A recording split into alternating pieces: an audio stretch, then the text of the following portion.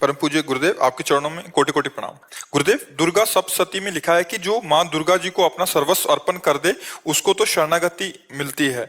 माँ ने जितनी समझ, जितनी सामर्थ्य, जितनी शक्ति दी, मैंने अपना सर्वस्व अर्पण कर दिया। महाराज जी, कुछ तो कारण है कि इतना होने पर भी पूर्ण शरणागति नहीं हो रही। कृपया मेरे मन की इस दुविधा को अभी आपने समर्पण किया, आपको याद है इसलिए आपने समर्पण नहीं किया। ये अहम स्मृति है ना, अहंकार विमूढ़ आत्मा करता हमिति मन्यते। मैंने ऐसा किया, क्या समर्पण किया? कुछ नहीं। आपको याद कहाँ है? जब आपको याद ना हो इस बात का कि मेरा कुछ है तो माँ का है, तो आपका क्या बनना है? फिर आप भी तो माँ के हैं, तो आप भी माँ स्वरूप ही हो जाएंगे।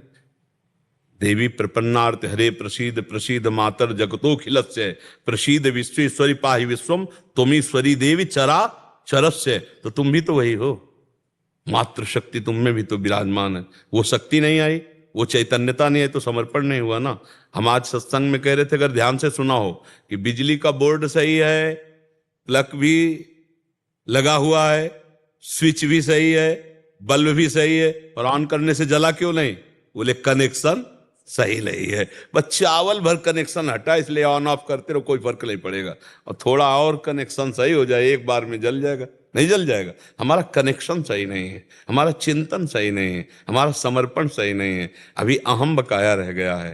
तन वांग मनोभीर अमलई सोहम तवै वास्त्रिता। शरीर मन वाणी और अमलई निर्विकार भाव से मैं स्वयं प्रभु के चरणों में शरण, तो शरणागति पक्की। फिर निर्भय, निसंकोच, आनंद में आप बेपरवाह मस्त हो जाएंगे।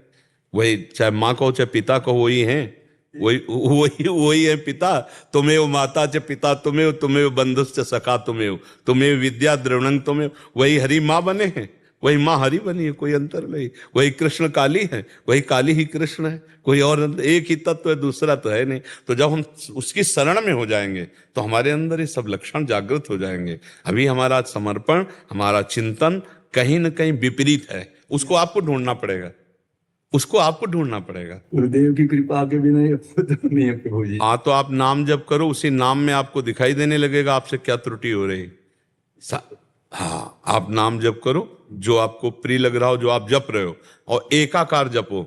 जैसे मान लो माँ, हम कह रहे हैं मान लो माँ, तो हमारे सामने माँ लिखा है, और माँ माँ, और उसी के बीच में आ जाएगी जो गलती आपकी है, जो आपकी त्रुटि है, वो साधक के सामने आ जाती कि बार बार जलन होगा और ये होगा, ये गलती है कैसे छूटे, बस जान लेना वो गलती आ जाएगी। पूरा का पूरा अंतःकरण की छानबीन भजन के समय होती है। जब हम एकाग्रता पूर्वक भजन करते तो हमारी सबसे ज्यादा जितनी गंदगी होती जो, वही सामने आती, वही हमारे सामने आने लगे। एकदम ऐसा ही होता, क्योंकि अपने लोग चल रहे हैं, अपने लोग कोई प्रवचन थोड़ी कर रहे हैं, उसी मार्ग में चल रहे हैं, तो उसको देखा है।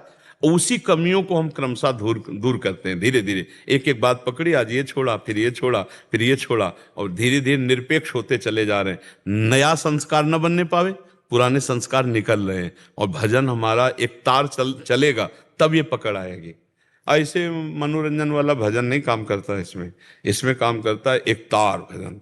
तन्मयता पूर्वक देख भी रहे हैं, वही सुन रहे हैं, वही हम अंदर से जप रहे हैं। फिर उस समय सारी कमियां आ जाएंगी। आप में जो जो कमी है वो उस समय दिखाई देने लगेगी। ये कमी है, ये कमी है, ये कमी है। बस उन कमियों को अपने दिमाग में नोट करो और धीरे धीरे हटाओ, तो आप शरण में माँ के होते चले जाओगे।